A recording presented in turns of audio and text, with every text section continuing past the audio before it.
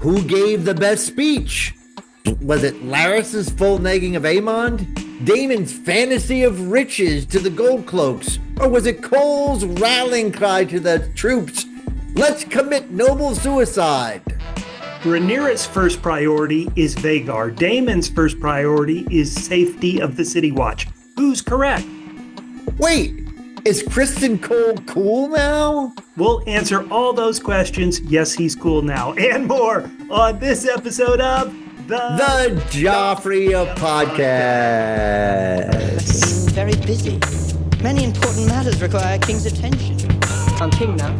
King now. I am king. I am king. I am. Kiss it. I am. Kiss it again when I turn. Your fingers or your tongue? Doesn't Fingers. discuss Your battle plan. He's one. Stupid girls. Your fingers or your tongue? I am the king. I'm telling mother. Welcome to the Joffrey of Podcasts. My name's Bubba. He's currently the host of the podcast. With me, as always, is Catfish, the guy who can't add up 2 plus 2. Here on the Joffrey of Podcast, Catfish, how you doing? Bubba, it is a pleasure to be joined by someone who always looks away from me when he lies. That's why I haven't seen your irises in 7 years. Hey guys, we're going to be breaking down Season 3, Episode 5, Unbowed and Unbent. We have only got 3 more episodes left in this season. I can't believe We've it. only got 11 more episodes left in the entire series. Whoa. Well, some of us have lasted longer than the Gold Cloaks. We're going to play our match games. We're going to talk about the highlights, debate Team Black and Team Green. But first, as always, Catfish, what is your rating for this 5th episode, Unbowed and Unbent? Bubba, I gave this 9 out of 10, what is obviously something we refer to as quadruple C's. Quadruple C's? Yeah, courageously cool Criston Cole. Oh my God. Even though that he's decided to F it, I'm going to live my life, not for anybody else. Yeah. I'm not, and that's why I'm going to go to death for my side. But he gave an awesome speech. You know, Criston Cole, he's all about looks and glamour. And now he's just decided, you know what? I'm going to go out like the hero that everyone has thought I've always been, and I'm doing it purely for myself, but maybe Alicent will hear about it. And this should have been, Bubba, we've got another podcast that we do on the Terror that we call the Ice Cold podcast. And Bubba, this should have been one because people were just sick and tired of other people's BS and wanted to tell them about it in full detail in this episode. So good. Bubba, we both love a good ghost tour. How much would you pay for the ghost tour of Harrenhal? It's so creepy, more realistic than any ghost tour we've been on. There's a lot going on here. At the beginning of the season, I was like, man, why are they making Rhaenyra such a horrible leader? And a lot of our listeners was like, have you not been paying attention? She is not a great leader. And Bubba, she is losing it tonight. She's like, it's not, there's like a whisper campaign. She's thinking did some sort of hoodoo against her when really it is just our boy Ormund just doing just horrible things to her. But Bubba, she is losing her mind and it doesn't seem good for her. No. Daemon, I think he's going to be pretty upset here too in the next episode. But I thought it was all swimmingly coming together, Bubba. I can't believe this is episode 5 already. This has been an amazing season so far, as far as I'm concerned. I just love it. Larys, Aegon, those 2 rascals. I just loved it, Bubba. It's all right, but who cares about what I have to say, Bubba? What was your rating for season 3, episodes 5 of House of the Dragon? Well, Catfish, you're talking about your boy, Criston Cole. Mm-hmm. You know, they're going to sing songs about him after he's dead, like, celebrate good times. They don't like Criston Cole. I do like Criston Cole. You know that. I've been Team Green so much.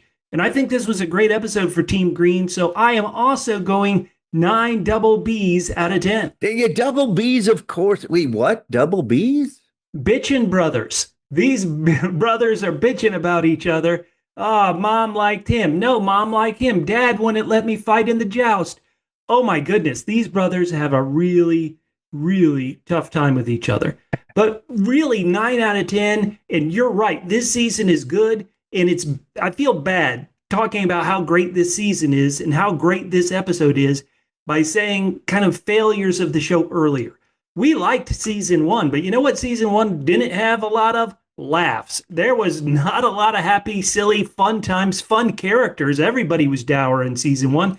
I don't know, Bubba. Those gruesome childbirth scenes were a laugh a second. In season 2, they introduced Simon Strong, who was kind of funny, but now we've got Ulf. Now we've got Torrhen Manderly. The show has lighter characters. Even Daemon, he doesn't intend to, but he's involved in some comedic scenes where, Torrhen Manderly is telling Lady Frey, all the backstory, all the gossip, and he's looking over at him like, are you daring to interrupt my important speech? There is fun in this show where horrific things happen. Now, let me say, in another show we podcast about, Silo, the Apple TV show, recently in their season 3, I've been complaining about there's no narrative momentum. The plot doesn't move forward. And I have a feeling some people may not like this episode. Why? Allison and Helena, they're like, we got to escape. And they fail twice, right? Like they try to escape. They try to drink the moon tea. That doesn't, we can't get Helena to drink it. And so it's not moving forward, but it's just one episode. Last episode, we find out Helena's pregnant. This episode, let's do something about it. And we failed in our things. This isn't Gilligan's Island where they're trying, 5 episodes in a row to get out of the castle and they fail. I think this was a great episode. I'm excited and I want to hear what our listeners think because you and I both went 9 out of 10. We really did. We really love this episode and this season. I'm telling Mother. Bubba, and how do we want them to contact us? Leave us reviews on iTunes. Please. Subscribe, leave us comments on YouTube. You can even make comments on Spotify, though no one ever does. Right. Spotify doesn't encourage you, but all the engagement we can, you are the third voice in this podcast. Absolutely. We say what we think and then we want to know what you think. And Catfish, let's stay on this high 9 out of 10 episode by talking about the best favorite scene in the episode. What do you got? I'm telling Mother. Bubba, it is, as I said, Larys just pouring it on. Aegon. I mean, Bubba, I was like standing up and cheering. I'm like, yes, hit him with everything you have got, Larys. Not one thing he said was false. It was all true. Not only was it just a fabulous moment and necessary, and basically it couldn't have been any better unless he turned to the audience and been like, did I get it all? Because I think I did. We were completely like cheering Larys on, and it makes it more interesting because it feels like we're losing Double L. Double L? Lapdog Larys. Oh. And so now this team is a lot more fascinating to me than they were before, Bubba. What was your favorite scene of the episode? Well, Catfish, I want to point out your favorite scene. Somebody on Reddit was like, isn't it a bit odd that Larys Strong, who murdered his father and brother, is giving this moral speech to Aegon? And he's correct. Like, boy, you're terrible. Listen, I murdered my dad and my brother to get ahead in the world, but you're the worst. Yeah, is that crazy? So my favorite scene, I've already given it up. Torrhen Manderly, who is just he doesn't care. He's going to get Lady Frey up to speed. That scene ends with Rhaenyra leaving and following Daemon because he wouldn't listen to her. Isn't that juicy? But then after they leave, Lady Frey's like, is it like this all the time? And Manderly should have just said, ba-boom. So great scenes. There almost wasn't a bad scene. How about we never do this? But because we're both so high, what do you think was the weakest scene in this episode? I'll go first. It wasn't a bad scene, but it's 2 characters they have not really explored, and that's Baela and Adam, who are out there looking. Oh, interesting. They're out there looking for Vhagar, looking for Aemond. And the thing about Baela is, again, they really haven't invested in her. This sounds silly, but just by giving Ormund, hey, I'm sensitive to smells, they kind of gave him something that he could play with, that's something you could build their character around. Baela, her younger sister, was the one who was like, I never had a dragon. Baela's just like, the good daughter, the competent daughter who hasn't had much. Now she has something to play with. Hey, I am as responsible for Jace's death as anybody, but it almost feels like a little too late. Adam seems like a nice guy, but again, where's his quirk? Where's his want? His brother Alan was the one who seemed really devastated by their father, Corlys, not recognizing them. So I like the scene of Adam and Baela, but with all this other juicy stuff, their scene to me is still good, but therefore it's the weakest. Do you have a pick? Because I rambled hopefully long enough to give you an idea. Do you have a pick for the least successful scene in this? You know what? Instead of doing that, I thought all the scenes were great. Instead, I'm going to give you a hard time for this because that's great. Way to make me the bad guy pointing out a bad scene.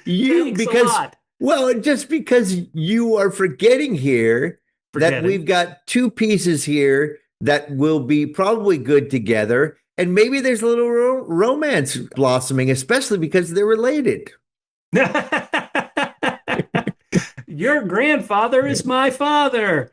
You're my bastard uncle. Oh boy, in this family, that is the perfect relationship, isn't it? Oh, Bubba, when you failed to notice the romance, that's what you missed in that scene. A potential romance and a potential to have a character who hasn't done much kind of be riled up by another character that we haven't seen that much. Yeah, okay. So maybe if this portends them being kind of a buddy team, I'm all for that as well. Heck yeah. Well, just give them more stuff. These episodes are jam-packed. We did not see my buddy Elf or you in this episode. But hey, keep giving us stuff. We want stuff. You're getting to the point finally here with only 11 episodes left. You're getting to the point where all these characters are fascinating. So Catfish, keep giving them to us. And speaking of giving us stuff, I'm telling you, let's get to match game one. And Catfish, tell little me. behind the scenes stuff here. Do you want to let the listeners know who wrote these brilliant, awesome, super great questions? Oh man, it was you, Bubba. You managed to do it while also watching a movie, Bubba. Yeah, you are. Words cannot describe how great you are. You know what? I'm going to make you Joffrey of the week. Listeners, I was actually watching The Odyssey when this episode was released. So Catfish did these match game questions, and I think they're great. Catfish, you ready for the first question you created? Yeah, let's hear it. Oh, wait, hold on. Welcome to the match game, everybody. The new Maester of Coin, Torrhen Manderly, seems less interested in money than gossip. He should really be named the Master of... I said bitchy gossip. And I know gossip's already in the question. I just didn't have a good answer for this. I thought it was... I know. Look, for the next one... I have one that I think there's really only one answer for, which is also bad. There should be, but you know what? We got different answers. All right, Bubba, I'm going to give it to you. Here we go. The new Master of Coin, Torrhen Manderly, seems less interested in money than gossip. He really should be named the Master of... Gossip bitchin'.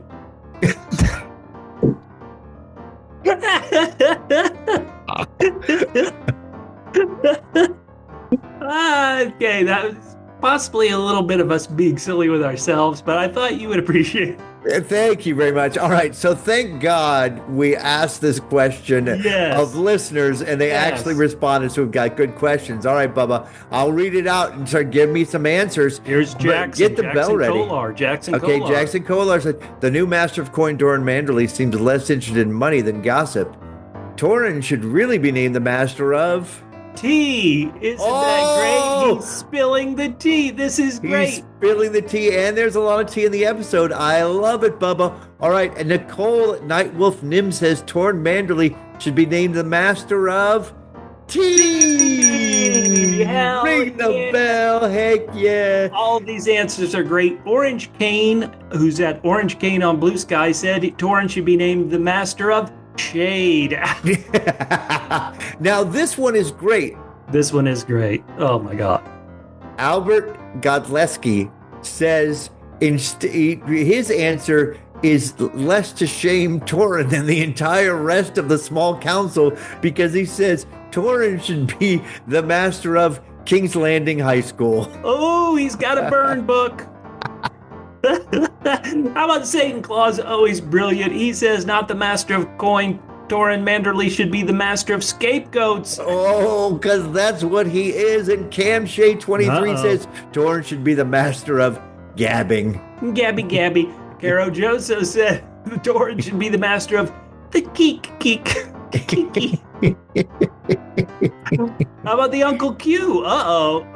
This is going a little bit outside the lines, but remember, he is doing this to Lady Frey. So Uncle Q said Torrhen should be the master of cougars. And Hunt Pants with a great answer that Torrhen should be the master of much needed comic relief. Yes, 100%. Dennis Christos, who we love so much. This is maybe throwing some shade at Torrhen. He said Torrhen should be the master of trivial rumors and chain letters. Artist says that Torrhen should be the master of media and news. Yeah, for faux news. Hey, Patman Spinagle, he had to get it. Torrhen should be the master of disaster for your reputation. The master of disaster. And Gina Marie 571 said he should be the master of Gossip Girl. Oh, Link Hogthrob, really smart. We had a master of whispers. He said Torrhen should be a master of whispering. Brilliant. And Hamlet is Dead brings the hammer by saying Torrhen should be the master of TMZ. Oh, that is good.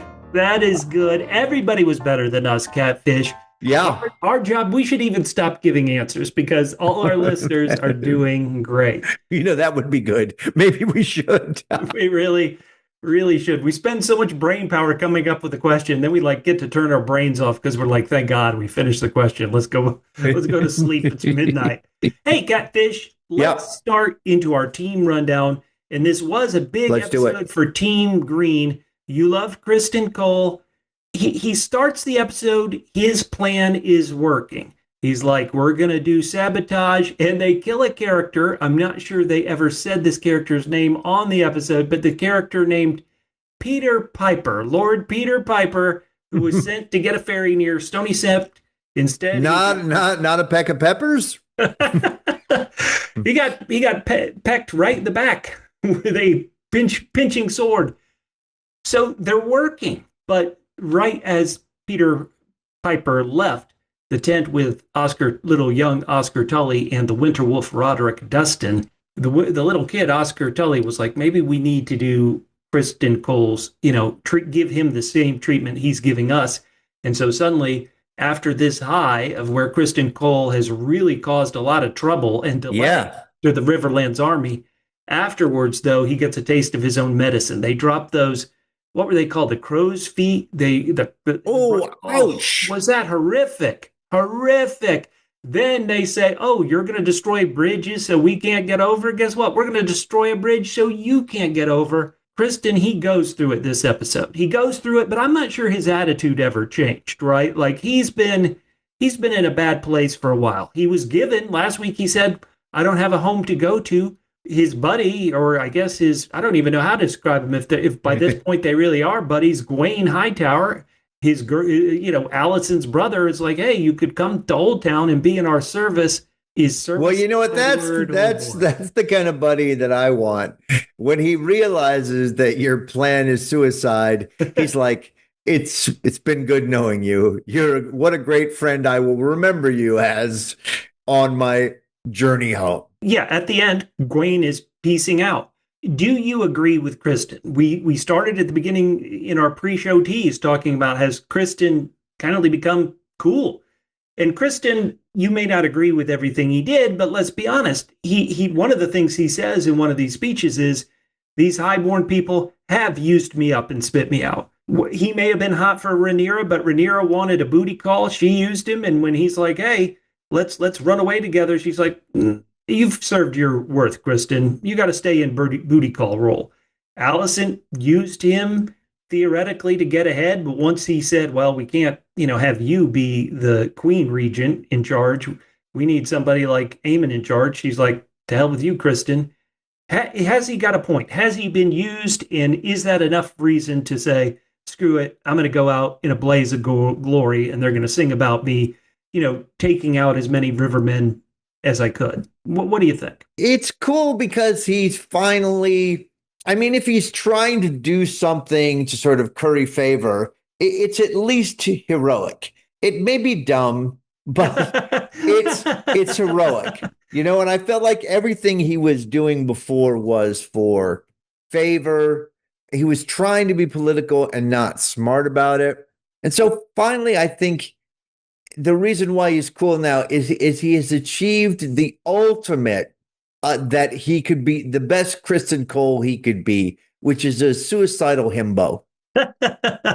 Well, now that he's suicidal, you wonder, because his initial plan, his first plan that we really saw him do, which was not too successful, was when he was like, hey, you have a twin brother who's guarding Rhaenyra. Go pretend to be him and kill the queen.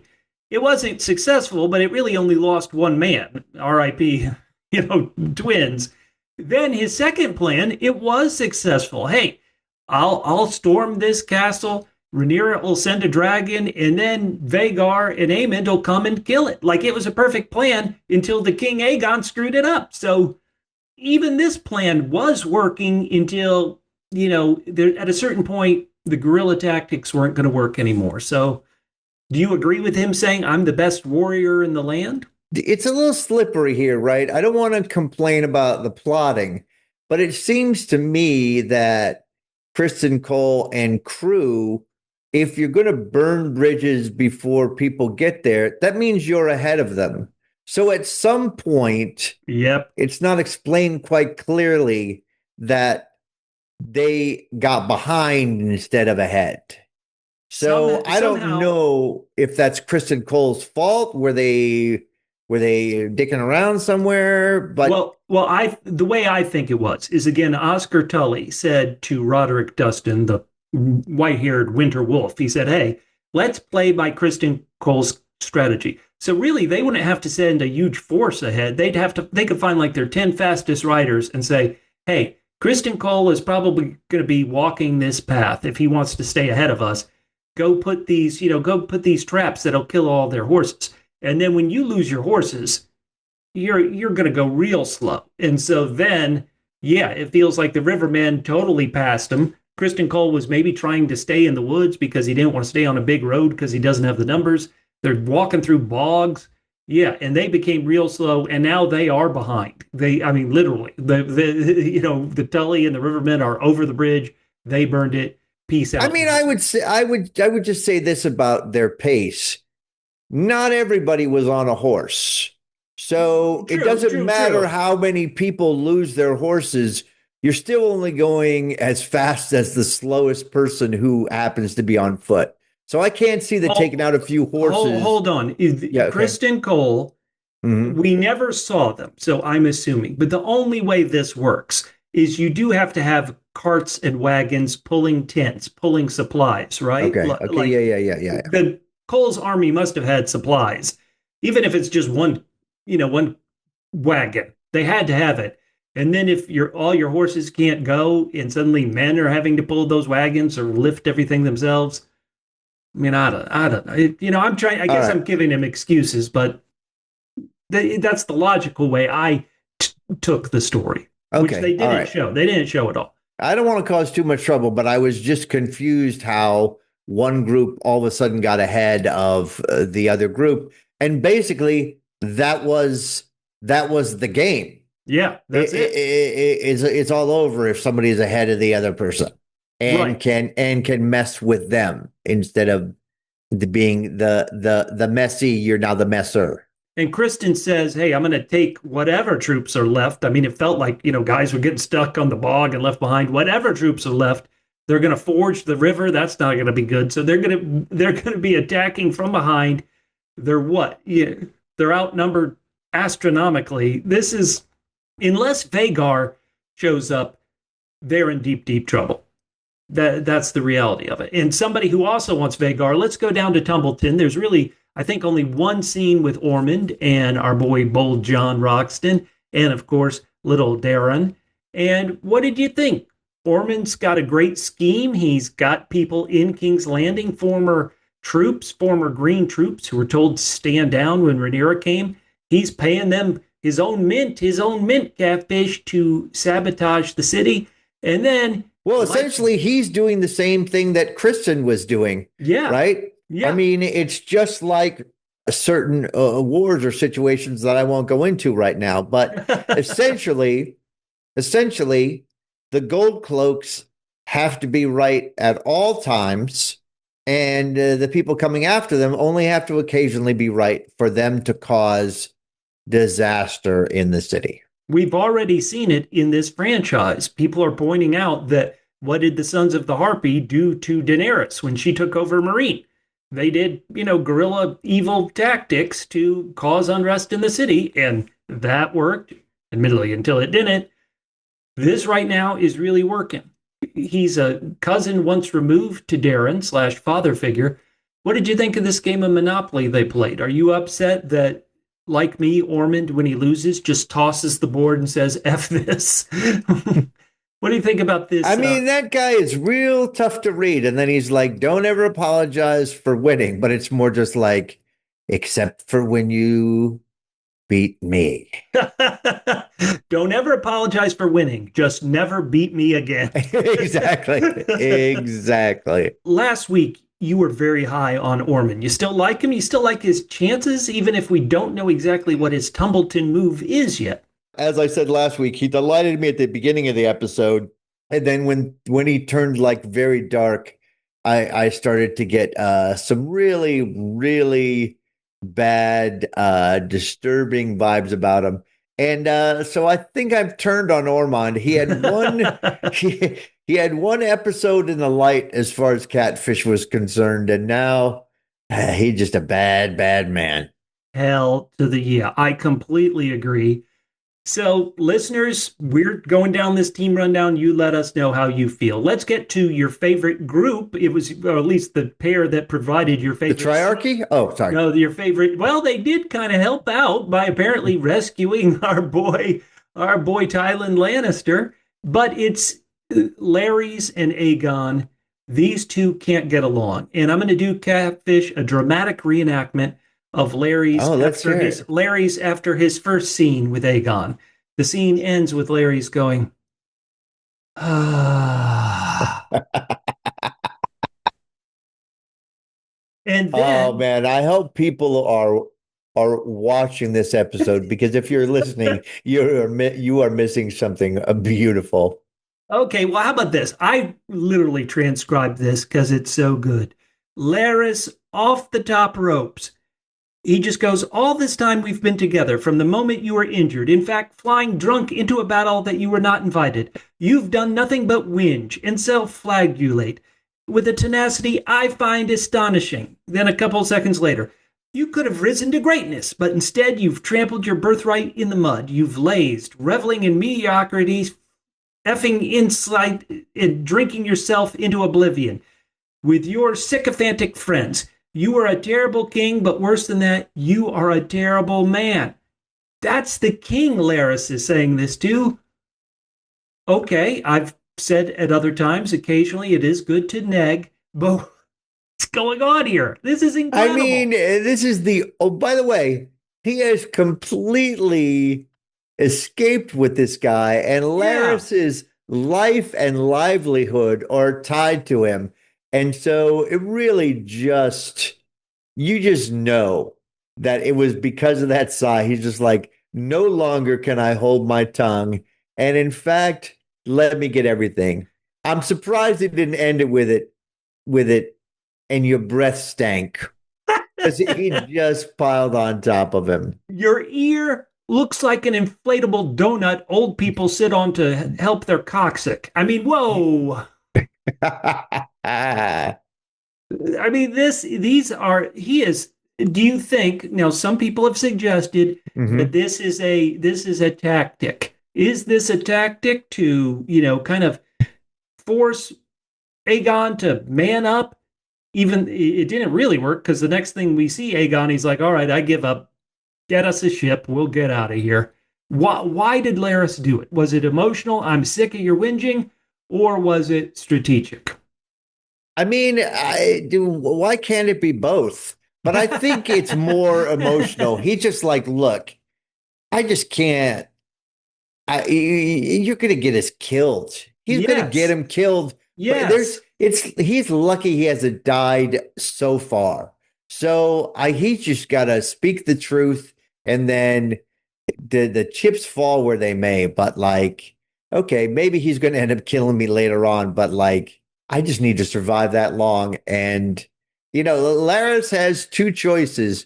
One is to get out of there as fast as he can, which isn't very fast, or try to knock some sense into Aegon. Were you happy or were you incredulous that Tywin Lannister showed up, Catfish? I don't want to irritate you. No, it's fine. Sometimes I say horrible things, but I swear to God, when he showed up, I was like, what is Ulf doing here? Well, I could see it. He's had a rough time. Yeah, no, and he's sort of an idiot, just like Ulf is. Hey, now. So, well, I mean, come on. I've totally gone. He's a lovable idiot. Yes, that's true. But an idiot nonetheless. Yeah. Well, let's get to the end of this section. Aegon is about to be revealed by this Janos, who's in charge of this place. And Aegon, is this getting your mojo back? Killing this SOB who made you kiss their feet last week with a dragon scale? Because Aegon has a little smile, a very little smile at the end of this. Is he got his groove back? Has he got a mojo? I mean, all it takes is for one of these guys to get their mojo back is to kill somebody in cold blood. That's all it takes. I've got the blood of the dragon. Do you want to go to Harrenhal? A lot of people, me included, were really sick of Harrenhal and Daemon's Vision Quest last year. Here we're back in Harrenhal, a different straight blonde-haired guy, white-haired guy under Alice's control. How did you take these Aemond One-Eye scenes in Harrenhal and Alice, the most prototypical witch you've ever seen? I mean, I love how she is. Listen, she needs to be in charge of Harrenhal. Yes. She knows all about Harrenhal. She's able to get the beasts of Harrenhal to react however she wants. Yep. Take care of business. But I was surprised. I know it's just the very end of this, but you can't tell me that you weren't just as shocked as Alice was that Aemon was able to just completely kick ass. Right. It's like muscle memory. He was stabbed, you assume, in the kidney, in the lower back. We don't have a great idea of how long it's been. I think he's had 2 episodes off, but it still doesn't feel like he's even had a month earlier in this episode. He seemed weak and, as you said, whiny. Yep. These are the whiny bros. He just didn't. Because I think typically, if he had all his strength back, Alice would have no longer been the mistress of Harrenhal. He would have dispatched her. He would have attempted to dispatch her. We don't know all of Alice's tricks. I think we're going to find out that Alice has got a lot more power than we think right now. I don't think it's all bluster, but but still, I'm surprised he was able to take care of business. Has Alice completely flipped sides? We admit that she's kind of her own team, but she did ask Daemon in the very first episode of season 3. Yeah. She said, "Tell your queen I want Harrenhal." Weeks later, she realizes, guess what? People are coming here to kill Aemond to get Harrenhal, and she calls Rhaenyra the ungrateful queen. So she has totally flipped sides, and now she's Team Green / Team Aemond. I'm going to help you. You give me this damn castle. Because of exactly what you just said, I disagree with you. She is and will forever be Team Alice. That's exactly right. What does Aemond, who we find out and we've known, I guess, for a while, he's got a lot of mother issues. He said the word mother a couple of times while hugging her. If you can't get a mother, is this the best you can do? How do you think this relationship's gonna go with Mom Alice, the evil witch? I don't know. It's funny because we have only seen, this is the first time we really see a whiny Aemond. Since he was a little kid, you're right. Since he got big, right. Yeah. No, he's been like a full-on just killing machine psychopath, really. Yes. So I'm curious if this will show another dimension to him. Okay, listeners, what do you think about these whiny princes? I guess one whiny king, one whiny prince. Daemon is a good chess playing prince.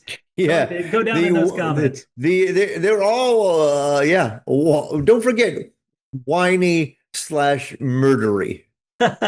Yeah, yay! Nothing's the worst. You're just like, look, if you're gonna whine at me and then kill me, just kill me first and then whine at me, please. Right. He wouldn't let me whine at him before I killed him. Isn't that the worst? Well, Catfish, I didn't have them on Team Green last week, possibly by mistake. Do you want to go to the prisoners, Alicent and Helaena? Team Green, they're in the tapestry in the opening of the show. How dare you call them? You mean guests? Right, they're guests. Excuse me, guests there. And like I said, there wasn't much forward momentum in this other than two people besides them, meaning Maester Orwell and Mysaria. Two people now know that Helena's got one in the oven. That certainly can't be good. What is your thought on this crew? What do they do? How about that? What did you think of these scenes, and where do you see them going forward? Can they get out of this hellhole? Well, it was a very interesting mirroring of the scenes between Maester Orwell and Mysaria, because the Maester's like, I can't do this anymore. I gotta stick with the one team. If they find out I'm gone. Right. But they seem to, now Mysaria didn't say anything, but I believe they said the right words to Mysaria, because first they tried the logical, which you think would work, which is, look, who knows how things are going to go here. It would be good to have somebody on your side. And so they appealed to her head, and then they appealed to her heart / anger bone by talking about Daemon. And boy, whenever you bring up Daemon in front of Mysaria, you got her. I think they got her heart and head and anger bone. So a nice mirroring of those scenes. I'm curious to see, Alicent said the door's closed. We can't go back. Who knows? Maybe there's another passageway they didn't see. I'm waiting for Helaena with all her, I guess I'm just waiting for Helaena to really matter to the plot instead of like what's happening to her. I want her to be active in the plot. I want her to at least see something. She's supposed to be a crazy seer. Like, she couldn't even see that she was pregnant. You know what I mean? Like, I want her to matter in this instead of being just a tag along who's causing problems just because she was pregnant. She knows stuff. Helaena said Aemond's in Harrenhal. She knows stuff, but she doesn't know maybe very specific stuff. Like, she's like, Mom, don't walk down that secret passageway. It's sealed up. How do you know that? The third eye. You know what I mean? Right. Well, how about this? Prediction time. Yes or no? Helena's going to give birth to this kid? Will it get that far? Yes or no? I think so. And I think, I know this is probably wrong, but I think they're going to get out. Oh, good. I hope so. How about this? I think I'm going to answer my own prediction. This has got to be a son, right? You don't introduce this pregnancy to just have another daughter where the... Absolutely. What would you name the kid? Viserys? Maybe you won't kill him. All right. So, sorry, did I say this when you were saying they appealed to Mysaria's head, her heart, and her anger bone? Should they have appealed to her accent? You can't tell Rhaenyra because it would be bad trouble if you do. Like, could that appeal to her? You know what? I think for listeners of past seasons, you know exactly how I feel about this accent. So I'm not going to go into it anymore. Oh, okay. I tried to. I'm trying to egg Aegon you on. I'm telling Mother. Hey, before we get to Team Black, let's do our MVP of the week, Catfish. This was a week with so many characters. Didn't have my boy all for you, but so many characters. Who is your MVP? I know it's horrible, Bubba. This happens very, very infrequently. I don't think I've ever done this before. My MVP, it's a tie this week between Larys and Criston. You know, we always say to people when they're experiencing emotions, use your words. And both of these gentlemen use their words gloriously tonight. What about you, Bubba? Who's your MVP of the week? My MVP is Criston. So this person, I'm not sure they actually have a name on the show, but for Criston and for Gwaine and some of the soldiers, they did the camouflage makeup. So whoever created the camouflage makeup, that's my MVP. Only some of them. It was so weird. It was so weird. It was like, are you guys just the quarterbacks? What's going on here? Yeah, so I thought they looked great. I thought that looked like great. The elite troops. You're right, but the others stand out like sore thumbs. So I thought that was great. I thought it was a great look. You know, who was it? Fernando Lamas, who always said it's better to look good than feel good. So good work, because Criston Cole doesn't feel good. He looks good though. Great job, makeup person. My MVP. Listeners, we want to know. I love it. Yes, absolutely. Tell us, who was your MVP for this episode? I'm telling All right, Mother. Bubba, so we've covered all the teams. We forgot the Team Black, the Blacks, Catfish. Oh, okay. We got a character brought back into the mix here, Lady Frey, who is hashtag not happy. Rhaenyra, your son Jace said that if I let these Wintermen walk across the bridge, I get Harrenhal. And now you're telling anybody, hey, you kill Aemond, you get Harrenhal? She is getting a raw deal. I mean, do you agree? Jace made a promise, but Jace isn't Rhaenyra. Does Rhaenyra have to keep it? What do you think? I mean, I think technically she has to keep it. I mean, why doesn't she just say, yeah, it's yours. Go take it. Right. Go, Mark. It is amazing, Bubba. It is amazing. It is like you go to the crappiest house on the block and everyone is like, all right, I'm taking bids, and 20 people raise their hands. Why does everyone want this piece of crap castle? Okay, I understand. It's situated in a great place. Yep. So you can get good trade. You know, maybe you can put up a little embargo or whatever. You can say, hey, look, we're Harrenhal. We now have to pay a toll to go past Harrenhal. There you go. Anyone could have foreseen that if you gave someone Harrenhal, that they would have put a toll on the Strait of Harrenhal. How about this? Okay, everybody, we've remade Harrenhal here on Extreme Makeover. Now move that bus. The bus moves. It's still a piece of crap. What? Listen, Bubba, as I've always said, Harrenhal, if you dig open concept spaces, you will love Harrenhal. Look how easily it transitions from indoor to outdoor. Oh, the Zillow listing is so good. So, we got to introduce to him over 2 episodes, but for the 3rd episode in a row, Torrhen Manderly is making his presence known in very short scenes. He gives this previously on to Lady. He's so good. I loved it. Now, we had this feedback, and I hope I'm going to pronounce your name, Vikash, correct.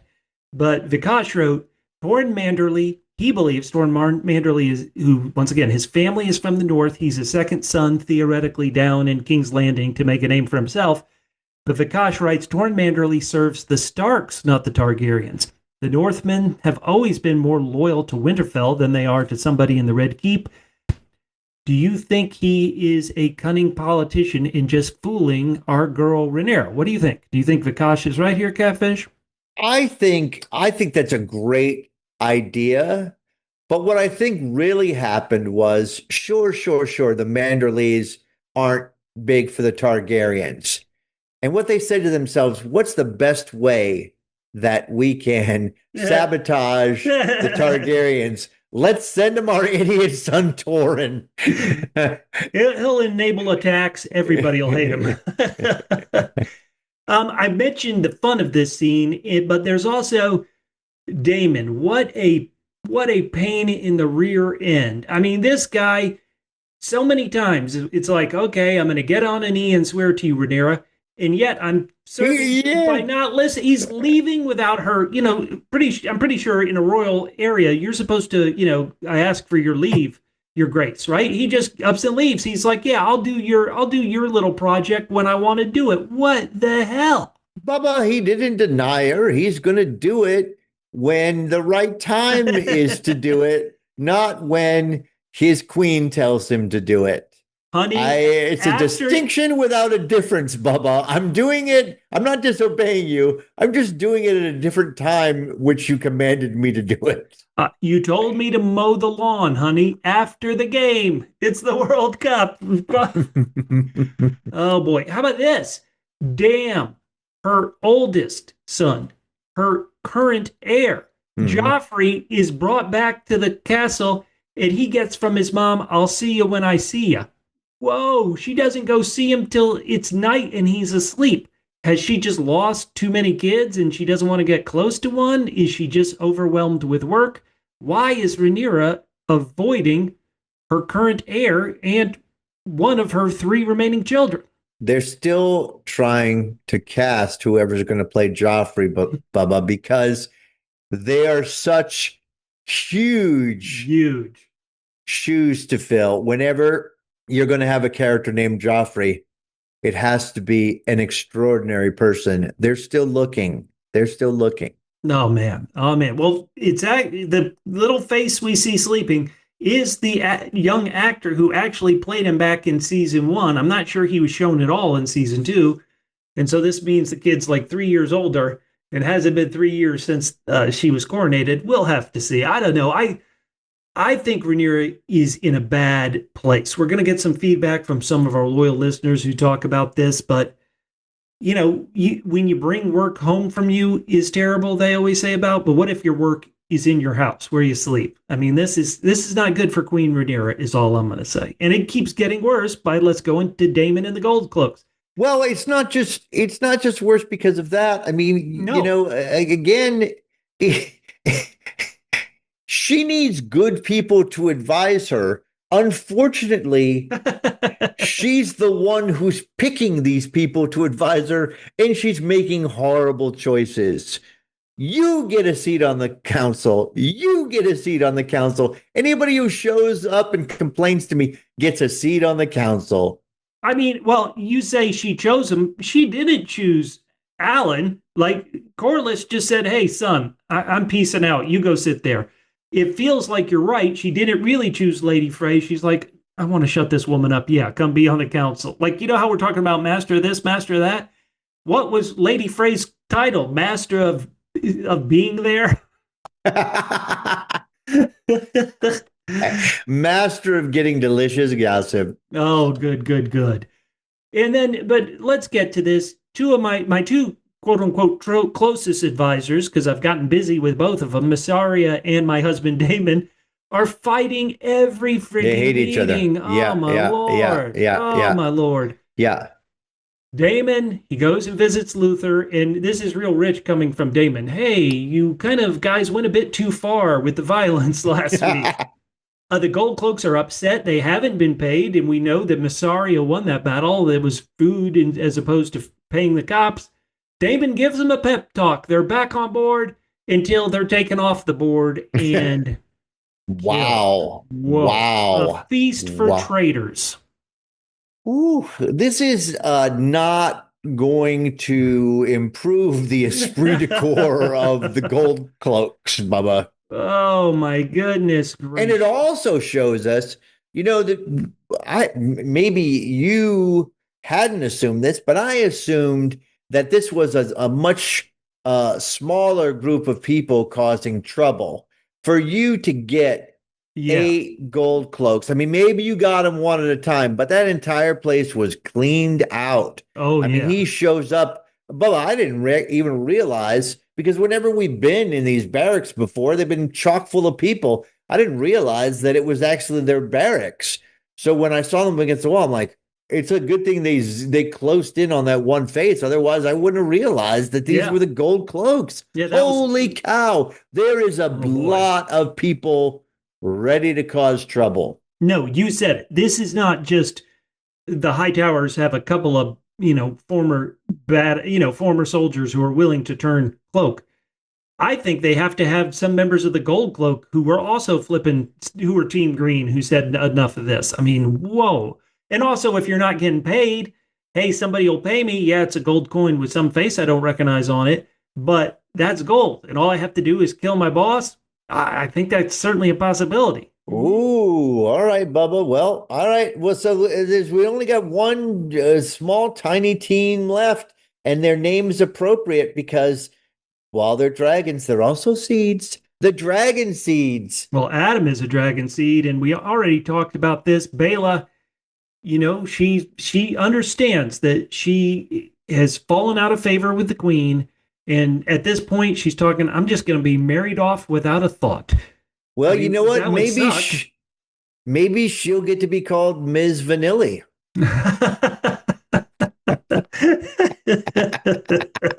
What if Adam forgets her number? Okay. So you're right. This could be some romance. This could be what it is really is, though, is it's 2 more people with dragons thinking about themselves and their concerns as opposed to the queens. I mean, we already talked about my boy Ulf being like, wait a minute, I can't go drink with my boys at the tavern anymore. I literally have to live in the castle, and the only time I get to leave is when I get to go on a mission to possibly be killed.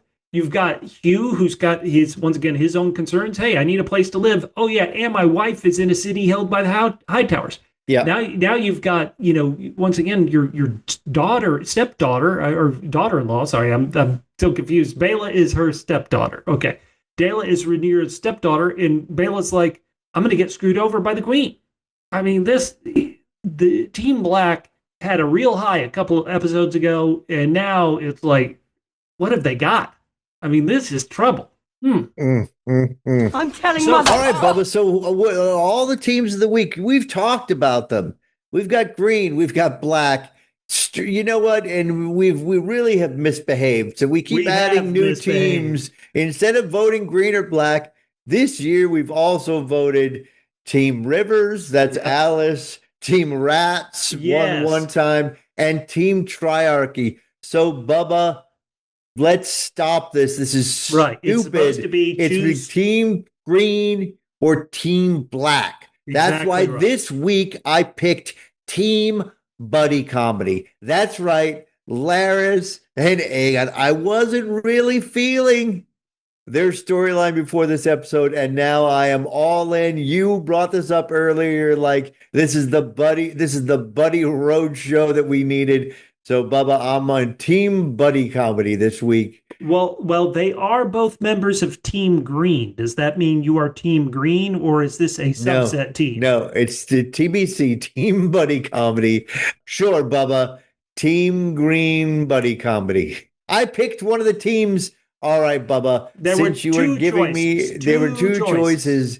Team Black, Team Green. I took Team Green Buddy Comedy or Buddy Comedy. All right, Bubba, enough chastising. Okay, so I was ridiculous. So thank God there's somebody on this podcast to drag us back to normal, somebody. But Bubba, is it Team Green or Team Black this week? I am on Team Lannister. Wait, what? Tywin Lannister was thrown overboard in armor, in the ocean, in the sea. There is no way he should be alive. Now, he was thrown overboard right near some rocks. The fact that he is alive, he has risen. He is our Lord and Savior, Tywin Lannister. I am Team Lannister. Let's go. Oh, man. Oh, man. Bubba, if you don't follow the rules, how do you expect our listeners, when we ask them to answer this question, how do you expect them to follow the rules? How do we? I'm telling Mother. No, we don't. Okay, Catfish, it is a thing you love doing, and that is you love serving karma, or people being served karma. We have our instant karma of the week, or we have not so instant karma of the week. Who you got this week and why? Bubba, I don't know whether it's instant or delayed, but my karma of the week is the Gold Cloaks Last Supper. Well, they did torture a lot of people last week because of the graffiti. So they were mean, so they slightly delayed karma for the Gold Cloaks.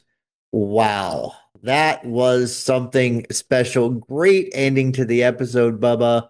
What? All right, Bubba, that was my instant or delayed karma of the week. What is yours for this week for episode 5? Episode 5. I think there was one team this week, one thing this week, one person this week that really was dealt the worst blow. Like you had, people had rough episodes. This person had the worst episode. And who was that person? Bridges. Every bridge in this episode was destroyed. Karma for getting people across and building bridges. So therefore, bridges got broken. If it weren't for you, we wouldn't have all this fighting, Bridges. Right. Because you've been allowing troops to march across you and go kill each other. Look at what you have wrought, Bridges. So for being destroyed and getting your karma, I think Bridges got the karma of the week. All right. Who was your instant or delayed karma of the week, listeners? And who was your I'm telling Mother. Joffrey of the week? That's right, Bubba. We have to name someone who has embodied. No one can have all the glorious aspects of Joffrey. Perfect, I don't even want to say human being, a perfect celestial being, but people will try. So who is your Joffrey of the week for this episode, Bubba? Now, Catfish, it doesn't have to be in the show. This could be in our world. Like last week, I named still alive, ? Senator Mitch McConnell of the United States as my Joffrey of the week here in 2026 when we record this. Well, what happened over the weekend? Odysseus and the Odyssey was the #1 movie. Okay. What happened over the weekend? Spain won the World Cup. They're the best in the world. Okay. What also happened over the weekend? Well, I can't imagine. Tell me. I went to a family reunion. And in that family reunion, I was the best of all my family. I was the best. And so I am the Joffrey of the week. I am naming myself in my appearance at the family reunion being the Joffrey of the week. Better than Soccer Club Spain. Better than #1 box office draw, The Odyssey. Me at the family reunion up in lovely at the Dillard House in North Georgia. I am the Joffrey of the week. You know, Bubba, I wasn't completely swayed by the proof that you gave. Hold on. But then because you said all that, then you became the Joffrey of the week. To say all that about yourself is definitely a move by Joffrey. Bubba. Thank you. Yeah. My Joffrey of the week. Your Joffrey. Yeah.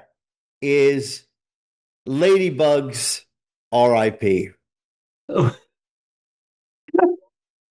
Were they? Well, I'm so lost. Ladybug's R.I.P. Oh, you mean? Wait, I'm still lost. What do you mean?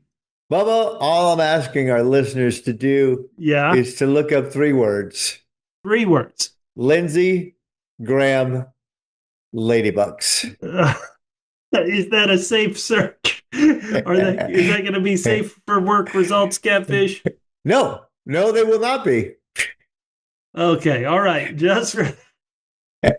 We might have to remove this segment. Remember how Batman begged us to put this segment in, and now he's going to... No. It's just don't search for it at work. I'm telling That's all I'm asking for you. Okay, well, put your earrings in the dish. Yep, put them in the dish. Put them in the dish because it is time for our small council debate, Catfish. We've already answered some of our questions about why Criston Cole has kind of become a cool character here in season 3. Now let's answer another question from the beginning of this And podcast. Bubba, this is a tough one. I think this is a really tough one. Queen Rhaenyra, she wants her husband, Prince Regent, what is he called? I think he is Prince Regent, Daemon, to get on his dragon and go get Vhagar and Aemond. Vhagar is the biggest dragon in the land. Vhagar is a dragon that has killed two of the dragons on your side. That is her top priority. She wants him to do it. Daemon is like, these are my boys. You know, when this series began, back in season 1, episode 1, I was the leader of the Gold Cloaks. Now they're being killed. When they were very reasonable and were not causing any trouble in the city. Do not fact check that. But yes, these are the people who are theoretically keeping peace. They're the cops. They're supposed to be keeping peace in the city, and they're dying. What is the number up now to 12 of them have been killed? I mean, so they both say there's a first priority, which is most important. They both believe their own priority is number one. So Catfish, let's hear it. Who's right? Rhaenyra's right. Vhagar is a giant dragon. Dragons decide the wars. Or is Daemon right? Like, how can we do anything if the city's in a riot? Well, Bubba, as I said, I mean, I think this is really tough. I think this could be a 51-49. Okay, because while you do have to take care of the people that are taking care of your city, lest they, the ones with the arms and the policing power, decide they're just going to overthrow you. I don't know in this world how much proof we have of kingdoms being overthrown by their police guard force. That seems unlikely. So I'm going to go with, now, even if you didn't know that, Aemon was hurt and his dragon was just out there roaming around. I think this is the biggest to secure your kingdom. Whatever she can hear about Daemon and Daemon's little baby dragon. Okay, yeah. I think you got to take. I think the first thing is to take out Vhagar. And if you happen to die in the attempt, well, that's one less problem on my plate. Now,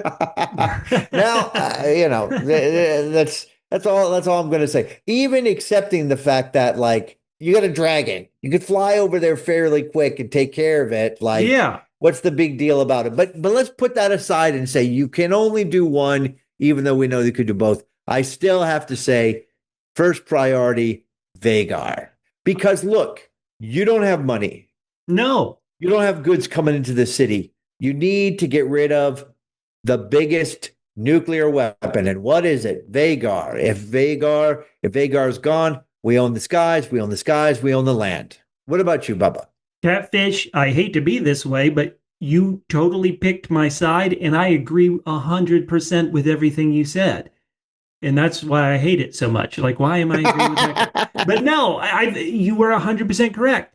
This is a war. It is a war that has entered a weird phase where, Tumbleton, it really isn't all that important other than it's a city full of your supporters, Rhaenyra. So notice that isn't what she says is first priority. I mean, there's a ceasefire, a memorandum of understanding. But still, whatever. I think you're right. I think Vhagar's gone. It's over. It's really, really over. Like, I just think that's got to be top priority.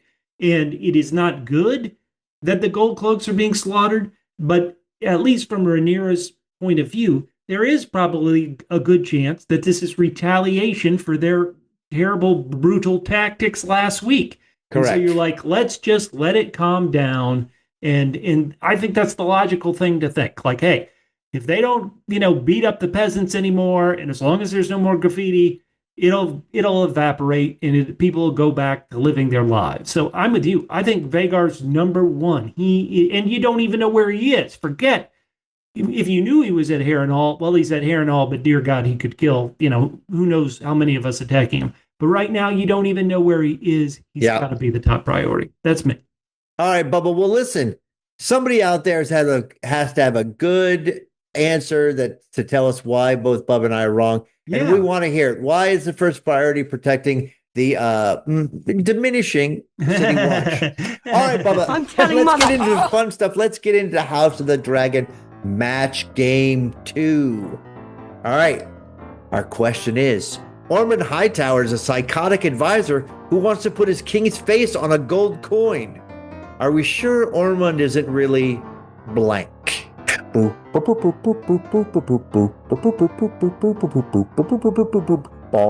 Bubba, I will ask you first. Ormund Hightower is a psychotic advisor who wants to put his king's face on a gold coin. Are we sure Ormund isn't really stupid?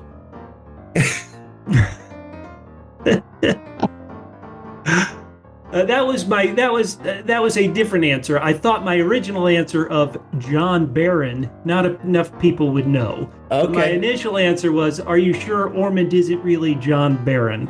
If you don't know who John Barron is, Google that. That is safe, possibly safe considering it's safe for work. For work. Okay, so I'm going to ask you, Catfish. Ormund Hightower is a psychotic advisor who wants to put his king's face on a gold coin. Are we sure Ormund isn't really Stephen Miller? Well, I know they're not Stephen Miller because Ormund has hair. Yeah, he's got some great hair. Oh my All right, God. Bubba. Get ready for some crazy answers. Yeah, I love it. I love it, Bubba. All right, are we sure Ormund isn't really just good at his job? That's the Uncle Q. Oh boy, you better be up on current events. Here's the Orange Cane said, are we sure Ormund isn't really Steve Bessent? More Googling. I know. Well, if you know, you'll recognize him if you know. I knew Steve Bessent. Yeah, okay. All right, you ready, Captain? Uh-oh. Look at these next couple answers. Patman Spinagle said, are we sure Ormund isn't really Stephen Miller? Yeah! Link Hogthumb also says Stephen Miller. All right, now we've got some wild ones off the board. Are we sure Ormund isn't really Harvey Dent, says Albert Kozlowski. Flip a coin, Batman. How about Caro Joso just really said, I'm not Googling any of his advisors. Are we sure Ormund isn't really just POTUS? And POTUS adjacent, it's just so topical. Oh, this is Are topical. we sure Ormund isn't really Gianni Infantino? That's what Satan Claus says. Here, I've printed these FIFA cold coins with you-know-who's face on it. Oh, wait a minute, we've got to match the biggest, how do you say this? Imperabator? Imperabator fan agrees with Caro Joso. He says, are we sure Ormund isn't Donald Trump? Hell yeah. And Dennis Christo says, are we sure he isn't Cuckoo for Cocoa Puffs? Hey, that kind of matches mine. Hey, Arda. Here we go. This is going deep now. I think he means our original namesake Joffrey. He said, "Are we sure Ormund isn't really Joffrey, our Lord and Savior in disguise?" Oh man, that is very good. That is good. Uh-oh. Tell me, Bubba. We have Holly Hunt Pants. Are we sure Ormund isn't really drawing 5 clocks a year? I think that's also pretty topical. Is that being able to tell a dinosaur from a turtle in the test? Jackson, you are great at this. And now this one, if you don't watch It's Only Sunny, may not make sense. He said, are we sure Ormund isn't really Dennis Reynolds, the Golden God? Well, Bubba, that is so funny. That's because the implication.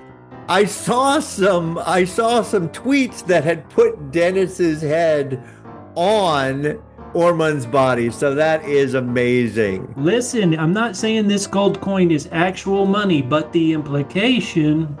Oh man, that scene. Oh my God. All right, and at the end, Hamlet is dead brings it up. Are we sure Ormund isn't a member of MAGA? Yeah, hell yeah. Topical. Hey. Yeah, tell me. Listeners, we put these match game questions up on all our social media channels at PHQ, and that includes Blue Sky, Threads. We got answers, I should say, from Blue Sky, Threads, Instagram, Twitter, on our YouTube posts page. We put them everywhere. We want you to participate. Please. Love it. As we keep proving your answers are better than ours. Hell to the yeah. We love it, Bubba. And what else do we love? Feedback on the episode that we're talking about right now. Give it to us before we pod. We pod the next day so you can have it in your hot little hands. But we love it if someone gives us some fresh, piping hot feedback. And we've got some from our loyal listener, Cam Shea. On episode 5, Cam Shea says, I wish the show would quit making Rhaenyra look so incompetent. Whoa. Ugh. This is something I talked about earlier, but now I'm coming along to saying maybe the show's been showing us that all along. Oh, no. Ormund agreed with me with Cam Shea, said Ormund is Ramsay adjacent. Oh. That's what I said last week. Ben Cam Shea says, my face when Cole said he was the greatest warrior of all time. Sure, buddy. Keep walking straight into that river. Ouch. And he showed a picture of what her face looked like, and it's young Rhaenyra giving Cole a face like, wait, you want me to run away with you? Ouch. Hurtful. Now, we did have great feedback on last week's episode, the midpoint episode 4. Somebody with the name Craft ST, just said, good analysis, guys. Thank you so much, Craft ST. Love it. And Wendy Mills says, thanks for all the great analysis this week, guys. My answer to Match Game 1 was, the graffiti reads, Helena has a big secret to keep. Oh, I feel disinclined to answer Match Game 2 as I didn't want to be rude. That was the match game based around the small council size and comparing it to Daemon's. Hello. Thank you, Wendy. We love that. Sarah Clem gave us the feedback. She said Queen Rhaenyra needs to send some dragons to the houses that didn't support her and charge a double T treason tax and get money for her treasury. All right. So you know what? This is a brilliant effing idea. This is what you do when you are in charge. Well, let's talk about it. The Lannisters were definitely not were against her, and so she sends a bunch of dragons to Casterly Rock. She could get a lot of money. The High Towers. The show hasn't said this. I believe it's discussed in the book. So it's like, why doesn't she send a bunch of dragons to burn down the High Tower's city, Old Town, and the High Tower itself? The trick about Old Town is named Old because it's been around so long, and that's where the main at this time of the story. That's where the Vatican is. The Faith of the Seven's big sept is in Old Town. Plus, that's where the Maesters train. So in the original series, you saw Sam Tarly go to Old Town and train to be a Maester. So if you burn down the High Tower seat, you would technically be burning down the equivalent of Vatican City, and you'd be burning down the only university in the whole land. And so it's kind of like that causes, that's why Rhaenyra hasn't done it in the books, and theoretically, that's why she hasn't done it in the show. So I think this is okay. So answer me a question because you know more about it's all fake, but the background history that George R.R. Martin has done here. Are we in a time where there's a big bank around that she can go raid? She's got dragons. On Westeros proper, the only bank would be would be over there in there's no real bank, but the Lannisters' hold of Casterly Rock, that would be where the most money is. The only bank other would be the treasury in King's Landing, and she just said it's empty. So you could fly across the ocean and take down the Iron Bank of Bravos, but that would really, you'd get enemies suddenly on the other side of the oceans. Besides the Triarchy, suddenly you'd have all the Bravosi against Big you. whoop. Well, that's a problem. That's a problem for later. Hey, great feedback, Sarah. Thank you so much. And our final bit of feedback. Yep. Looks like it's from Satan Claus again. And that once again, talking about the money problem. Oh, wait. And it's a big problem. You like this? Satan Claus says, to solve that money problem, they should create a dead dragon theme park. We know. Hey. Get you a coin. Charge extra to allow people to skip the line for the dragon hug ride. Oh, God. The deteriorating dragon hug ride. Right. Well, this is what do you do? What does Universal have? Fast Pass? Oh, my God. Hold on. I just have to read this last part. Satan Claus, you are the best. Satan said, I'm really enjoying the Larys and Aegon buddy side quest. I think when Aegon licked the boot, it gave Larys some ideas. if you know what I mean. Yeah, I had forgotten. Oh my God. Larys was like, oh, yeah. Larys should say, wait a minute, everybody's going to Tumbleton where Lady Footley lives? Oh man, it's all good stuff. Hey, listeners, we love you. Thank you so much for giving us such feedback. You make the podcast great. If you want to yell at me on social media, on most social media sites, you can find me with the handle Fit and Trim. That's FITTENTRIM at Fit and Trim on social media. And I am Catfish. You can hit me up at G to the man. That's GEETOTHEMAN on Instagram and Blue Sky. And we'll talk to you next week on the Joffrey of Podcasts. I'm telling Mother. Oh, no, I'm sorry. The Fitting of Podcasts. The Bubba of Podcasts. Hell yeah. Keep going. Keep going. So your job for the rest of the season is to make foot jokes about Larys. Man, Satan, how did I forget? Pretty good. I mean, there's not been a lot of good options for him lately, let's be honest.